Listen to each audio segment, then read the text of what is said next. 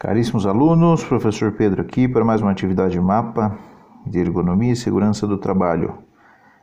Análise de exposição ao ruído, calor, vibração e postura inadequada. Essa é uma atividade bem interessante, bem completa, pensando aí na área de segurança do trabalho.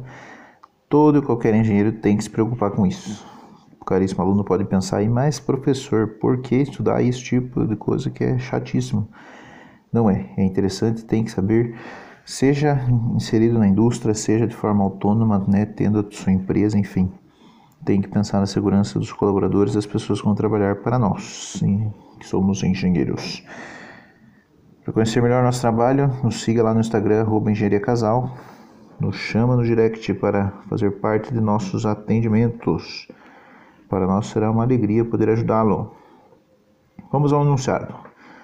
Seja bem-vindo, engenheiro. Em algumas profissões, existe a constante exposição dos colaboradores a ruídos, ao calor, vibrações e até mesmo as posturas inadequadas de trabalho. Quando se diz aqui em postura, a gente já pensa nas doenças ocupacionais. Essas doenças são as mais silenciosas, caríssimos alunos, que a pessoa só percebe que está com um problema gravíssimo depois de anos, e aí já não tem mais volta. Com relação ao ruído, podemos citar as profissões de serralheiro, carpinteiro, funileiro, etc. Para exposição ao calor, podemos citar as profissões de cozinheiro, forjador, operador de máquinas em lavanderias, estivador, etc. Já em relação a vibrações, podemos citar os operadores de máquinas pesadas, como tratores, escavadoras,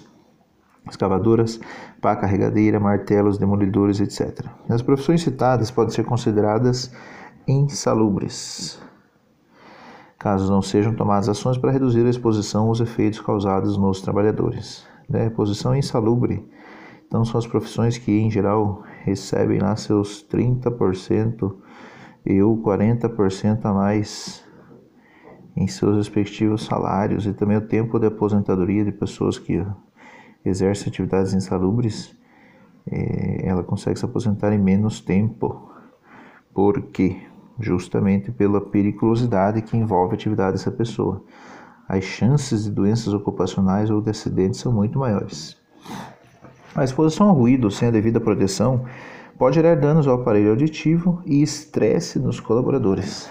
Esse aqui é depressão, estresse, é a doença do século, Já com relação ao calor, algumas profissões expõem os colaboradores a situações de calor extremo, em curto espaço de tempo, em outras em exposição é menos agressiva.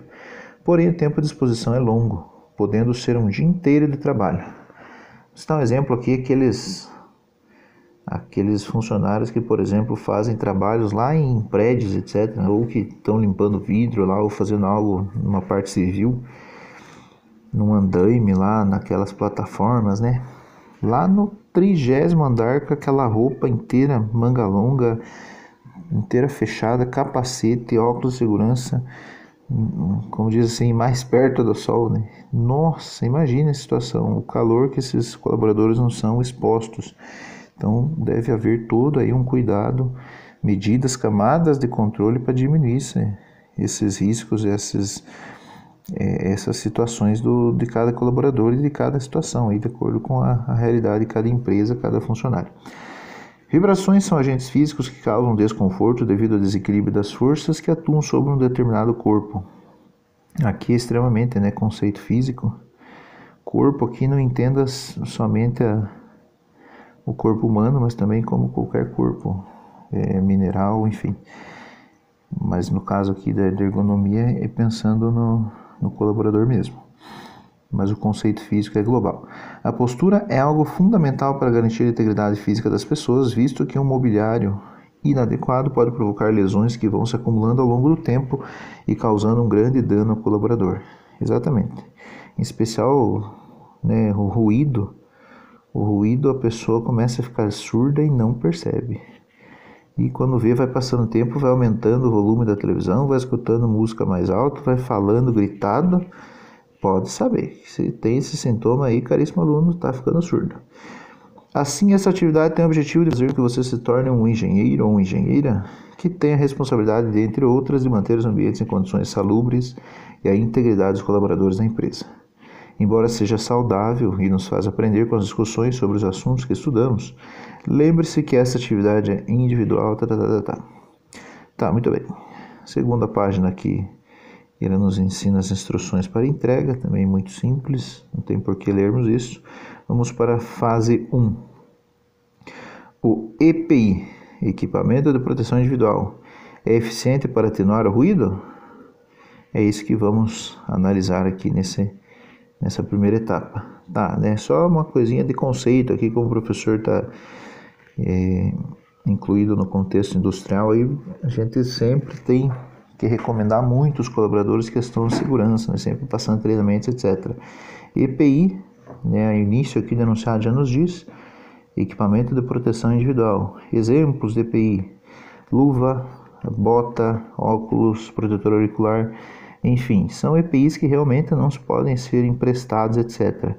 É de uso exclusivo de um operador. E também temos aqui outro conceito, só por curiosidade, que é o EPC. EPC é o equipamento de proteção coletiva. De exemplos, professor: um corrimão EPC. Uma faixa de pedestres, por exemplo, uma faixa de segurança é um EPC.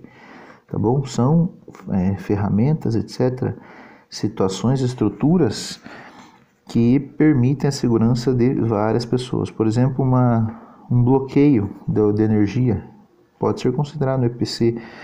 Uma fita zebrada que está fazendo um isolamento em uma determinada área de risco, né? Um cone, são também exemplos de EPC.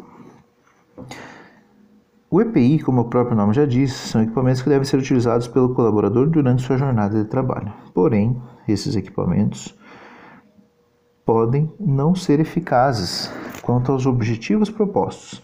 Para isso, é importante que se conheça qual a função do EPI e o quanto ele absorve em relação ao impacto de um possível acidente.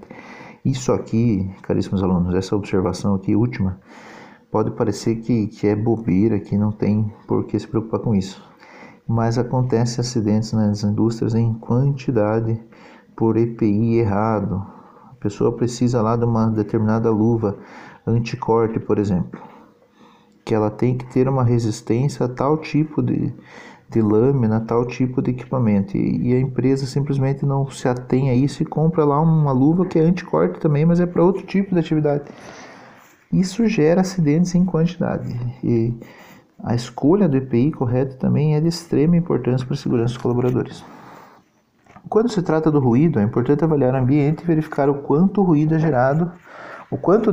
gerado em um intervalo de tempo ou jornada de trabalho. Com este dado, é possível calcular o quanto o EPI pode ser eficiente na proteção do colaborador. Sendo assim, nesta primeira tarefa, considere a seguinte situação. Em uma empresa cerealista, o técnico de segurança, vamos fingir aqui que o técnico de segurança somos nós. O técnico não, né, professor? O engenheiro de segurança. Ou o engenheiro IHS, quem já ouviu esse termo aí, deixa no comentário para o professor. Um termo em inglês. No trabalho da empresa, realizou a medição do ruído no setor de descascamento e seleção de grãos durante 8 horas. E a intensidade máxima do ruído foi de 92 decibéis. Nas medições, os colaboradores são expostos a 87 decibéis durante 6 horas de trabalho. Todos esses dados aqui são importantíssimos para a continuidade do exercício. E a 92 decibéis durante 2 horas. Então, assim, não é o mesmo pico, a mesma intensidade de ruído durante as 8 horas de jornada. Ela está dividida aqui em 2 valores, que se justifica a variação devido à carga aplicada ao equipamento em determinado momento da produção. Como assim, professor? Devido à carga? Tá, vamos tentar dar um exemplo aqui. Aqui está um exemplo de cereal. Vamos dizer lá que são bateladas, né? Então, o equipamento, por exemplo, aqui que ele fala o descascador, né? O descascador, no início da batelada, vamos dizer assim, que o equipamento, o professor vai desenhar aqui, vai ficar mais fácil. Vamos imaginar aqui, vou desenhar por cima aqui, não se preocupe. Vamos imaginar aqui, assim, que está aqui o descascador, um exemplo. Aqui nós temos a entrada dos grãos e aqui nós temos a saída. mas é embatelada. A entrada é embatelada, mas a saída é de acordo com o que está descascando. Então no início ele está cheio de grãos lá. Cheio. E de acordo com que ele vai girando, ele vai esvaziando, vai diminuindo e aquele descascado vai caindo. Então no início, a carga aqui do motor será muito maior. Muito mesmo. Por isso, por exemplo, pode ter ali um ruído maior, mais intenso, porque o equipamento está cheio. De acordo com o que o equipamento está esvaziando, ele pode diminuir a carga do motor aqui, então diminui a temperatura, enfim. Como também às vezes, dependendo da situação e da quantidade de alinhamento aqui do equipamento, quanto mais vazio, mais barulho faz, né? Mas em um equipamento com uma manutenção boa, a intenção não é essa. Tá bom? Aqui só um exemplo para fixar bem aí a ideia do porquê que o enunciado diz que dependendo da carga do motor, podem haver variações seja de intensidade de ruído, como também de temperatura, por exemplo. Mão na massa. Com base nas informações apresentadas e no que foi estudado, responda. Vamos lá para a primeira resposta. Calcule a dose de ruído presente no ambiente e responda aqui se o ambiente é salubre ou insalubre. Caríssimos alunos, tem interesse em saber mais sobre o nosso trabalho? Professor, não tenho tempo, professor, trabalho, tenho filho, assim, cessado, meu professor lá, o tutor do nosso curso é horrível, ele não sabe explicar, não sei o que, professor, estou pensando em desistir. Não desista, estamos aqui para lhe ajudar.